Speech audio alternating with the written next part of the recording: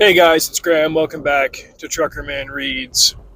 Years ago, 2021, I got invited into a group chat by an author who was working on a trilogy and also wanted to do an anthology tie-in. And he invited me and a bunch of other authors who were more successful than I am to contribute to that anthology. And for that, we needed access to the overall outline of the three books that he was going to do. And while we were sitting there talking about the timeline and where we were going to work our own stories in and all of that, there's one particular thing he said that has just hung in my brain ever since. And that's, he said, I have my outline and I'll generally stick to it, but not in a hardline sense when he actually goes to draft it. He goes, I just need something to write toward. I'm an outliner, generally speaking. There are definitely times when I get into the actual drafting process and I deviate from maybe what I originally outlined, but that's because when you get into the business of putting details down, it can get away from you. But, well, get away from you is the wrong way to say it. It can go in a direction you didn't plan, but it still goes generally where you were aiming. You know what you were writing toward, and you get there. Recently, the big space epic is, even saying that is kind of diminutive, called The Sun Eater, concluded. That was written by Christopher Rocchio. He put the first one out in 2018, and that guy is an absolute workhorse. I think I don't know exactly how old he is. I'm like 10 years older than he is, and he's one of those dudes that if I was ever in a room with him, like, I would just sit down and shut up and like listen to anything he had to say. He's like, it doesn't matter that he's younger than me. He's just one of those guys that's like wiser and works hard and had success early on and capitalized on that very well. Like he delivered on the potential that he's got. And he finished this Sun Eater series and has had just tremendous success with it. As I've watched over the years, I just kind of sit back and look at him and be like, dang, like I'm just happy for him. I've read the first, 4 or 5 books in that series. They are massive. And I think I'm behind on, I can't remember if I finished the 6th one yet. The 7th one just came out. I need to go back and read those. I would do summary videos of them here, except he has done summaries on his own channel. Every time a new book comes out, he'll do a recap of the last one. So it's better to hear it from him. I'll find a link to those and put them down below. But those books are so huge in scope, and the scope itself is intriguing because like he'd stated his clear purpose from the first one. He goes, this is going to be a massive story about a character who, like, basically he's Anakin Skywalker, and he destroys a star to wipe out an entire civilization, and he's right to do so. And the story spans like 1,000 years. This is in the future where life is extended. There's also cryosleep. There's advanced biotechnology. There's no way that I can summarize any of it here beyond that. But there was that idea towards which Christopher Rocchio was writing.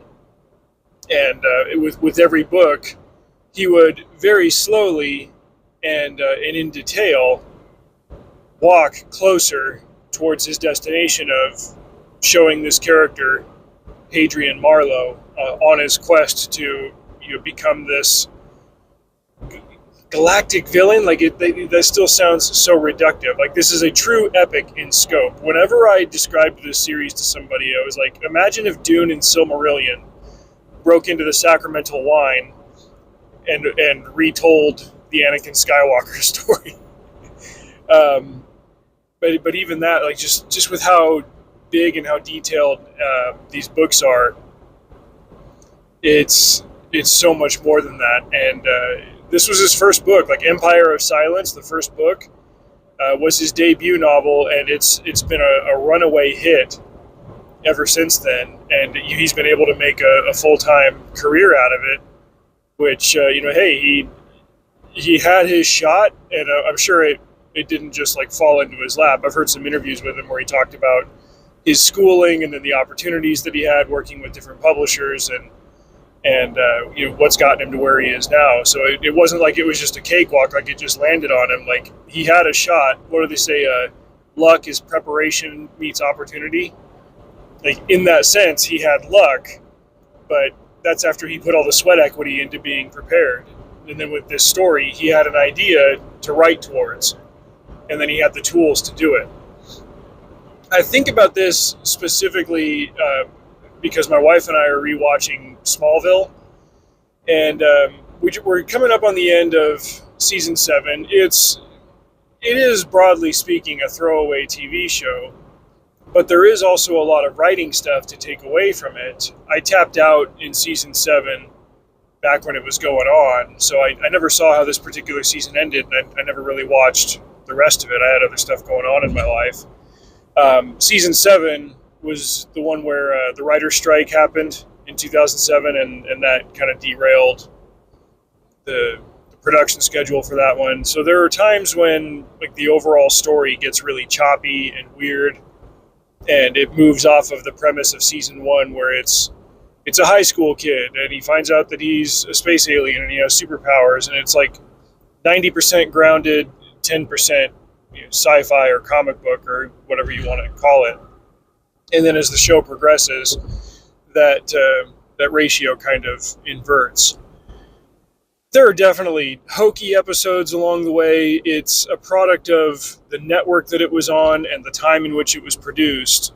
But watching it in the binge format, like my wife and I have been doing for the last 3 years, you're catching it at speed and seeing what the overall arcs are, seeing what the writers were working towards, and by writers and especially the showrunners, you kind of get the bigger picture, and it's like, okay, in a big picture sense, I like what they did with this. There were some stumbles along the way, which just happens in the format of a TV show with multiple writers in the room and episode orders and studio interference and stuff like that. If you can make allowances for those things, the overall effort that they made with the story was commendable. I like the expansion of the lore and the approaches that they took to different elements of that. If you kind of get a peek behind the scenes and you see what some of the limitations are, again, because of the format and the timing and all of that stuff, they had something towards which they were writing, which was, this guy becomes Superman.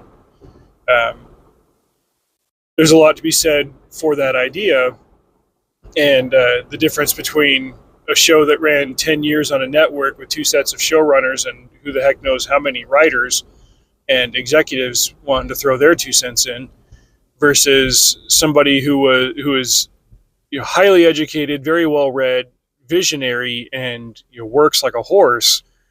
Christopher Rocchio had complete control of The Sun Eater, and he executed so well on it that he just kept finding more and more readers as it went on. Like, it's incredibly difficult to find original hardcovers from that first print run in 2018. I had a paperback that I sent to my nephew, and since then I've listened to them on audio because that's my life.